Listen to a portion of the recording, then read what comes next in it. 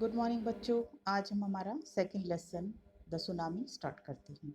तो इसके पहले पेज पर अंडमान निकोबार द्वीप समूह का मैप दिया हुआ है। इसमें दिखाया गया है कि जब 2004 में सुनामी आई थी तो उससे कौन कौन से भाग प्रभावित हुए थे और उनका नाम भी दिया गया है।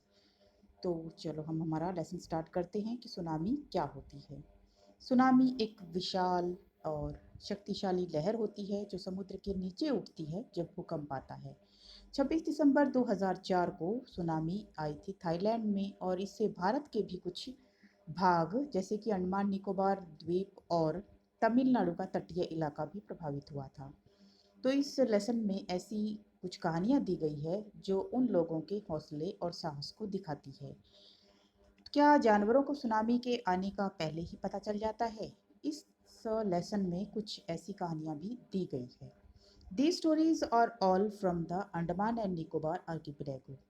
तो इस लेसन में जितनी भी कहानियाँ दी गई है सारी की सारी अंडमान निकोबार द्वीप समूह से दी गई है। आर्किपेलागो का मतलब होता है द्वीपों का समूह। Igneous was the manager of a cooperative society in कचर। इग्निशियस एक मैनेजर था कोऑपरेटिव सोसाइटी में जो कि कचल में थी। His wife woke him up at 6 AM because she felt an earthquake. तो उसकी पत्नी ने उसे सुबह 6 बजे उठाया क्योंकि उसने भूकंप के झटके महसूस किए। Ignatius carefully took his television set off its table and put it down on the ground so that it would not fall and break. तो इग्निशियस ने टेबल पे रखे हुए अपने टेलीविज़न को बड़ी सावधानी से उठाया और उसे नीचे ज़मीन पर रख दिया ताकि वो गिरकर टूटे ना। Then the family rushed out of the house और उसके बाद सारा परिवार बाहर की ओर भागा। When the tremors stopped they saw the C rising.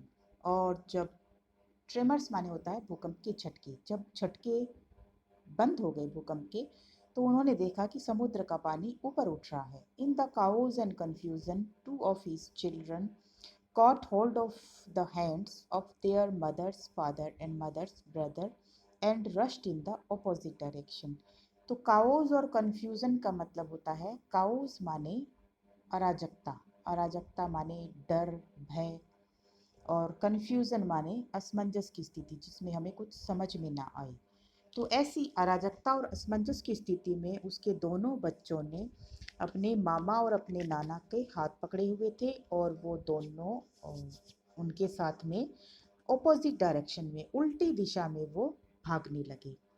He never सा देम अगेन। और इसके बाद इग्निशियस ने उन चारों को फिर कभी नहीं देखा। He his wife was also swept away. और उसकी पत्नी भी उन लहरों में बह गई। स्वेप्ट अवे माने बह जाना। Only the 3 other children who came with him were saved। केवल 3 और बच्चे जो उसके साथ आए थे उन्हें बचा लिया गया। Sanjeev was a policeman serving in the Kachal island of the Nicobar group of islands। Sanjeev भी एक पुलिसमैन था जो कि कचल में ही वहाँ काम करता था। He somehow managed to save himself, his wife and his baby daughter from the waves। तो उसने अपने आप को, अपनी पत्नी को और अपनी छोटी बेटी को किसी तरह उन लहरों से बचा लिया। But then he heard cries for help from the wife of John, the guest house cook। Sanjeev jumped into the water to rescue her। लेकिन जब संजीव ने सुना कि जॉन की पत्नी जो कि गेस्ट हाउस में कुक है उसे सहायता के लिए पुकार रही है तो संजीव फिर से पानी में कूद गया उसको बचाने के लिए। रेस्क्यू माने होता है बचाना, उसको बचाने के लिए फिर से वो उन लहरों में कूद गया। But they were both swept away. लेकिन इस बार वो दोनों बह गए। 13-year-old मेघना was swept away along with her parents and 77 other people। मेघना जो कि एक 13 साल की लड़की थी वो अपने माता पिता और अन्य 77 लोगों के साथ बह गई थी पानी में। She spent 2 days floating in the sea, holding on to a wooden door। उसने 2 दिन समुद्र के ऊपर तैरते हुए एक लकड़ी के दरवाजे के सहारे बिताए। 11 times she saw relief helicopter overhead, but they did not see her। उसने इन 2 दिनों में 11 बार राहत पहुंचाने वाले हेलीकॉप्टर को अपने ऊपर से उड़ते हुए देखा लेकिन वो उसे नहीं देख सकी। हेलीकॉप्टर ने उसे नहीं देखा। She was brought to the shore by a wave and was found walking on the she shore in a days. और लहरें उसे बहाकर समुद्र के किनारे ले आई, जहाँ पर उसे डेज माने होता है अचंभित, हैरानी की हालत में उसे वहाँ समुद्र के किनारे चलते हुए पाया गया। Almas Javed was 10 years old. She was a student of Carmel Convent in Port Blair, where her father had a petrol pump. Almas Javed एक 10 साल की लड़की थी जो कि कैरेमल कॉन्वेंट स्कूल की स्टूडेंट थी, और जो कि पोर्ट ब्लेयर में था, और वहाँ पर उसके पिताजी का, उसके फादर का एक पेट्रोल पंप भी था। Her mother Rahila's home was in Nancowry island. उसकी माँ राहिला का घर भी नॉन कॉवरी आइलैंड में था। The family had gone there to celebrate Christmas. और अलमास का सारा परिवार वहाँ उसकी माँ के घर में, यानी नानी के घर में क्रिसमस मनाने के लिए गया हुआ था। When the tremors came early in the morning, the family was sleeping. तो जब सुबह भूकंप के झटके आए उस समय सारा परिवार सो रहा था।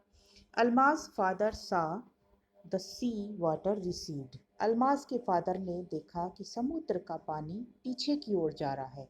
रिसीड माने होता है पीछे की ओर जाना। He understood that the water would come rushing back with great force। और वो समझ गया कि अब समुद्र का पानी दुगने वेग से वापस आएगा। He woke everyone up and tried to rush them to a safer place।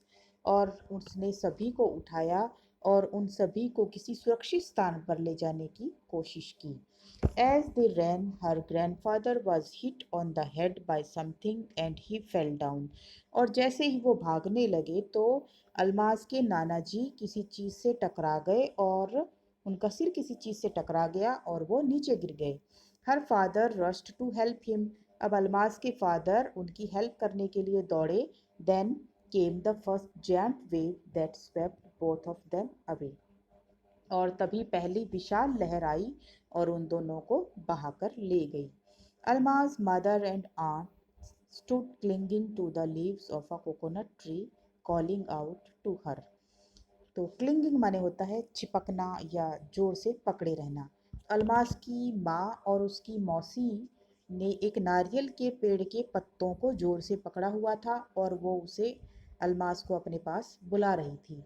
A wave uprooted the tree and they two were washed away। और तभी एक जोर की लहर आई जिसने कि उस पेड़ को उखाड़ दिया। uprooted माने उखाड़ दिया, और वो दोनों बह गई। Almas saw a log of wood floating. Almas ने एक लकड़ी के बड़े लट्ठे को वहां तैरते हुए देखा।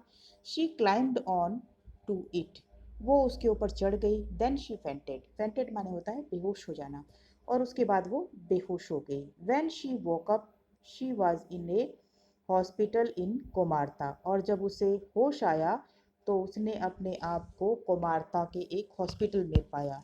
From there she was brought to Port Blair. और वहाँ से उसे फिर पोर्ट ब्लेयर लाया गया।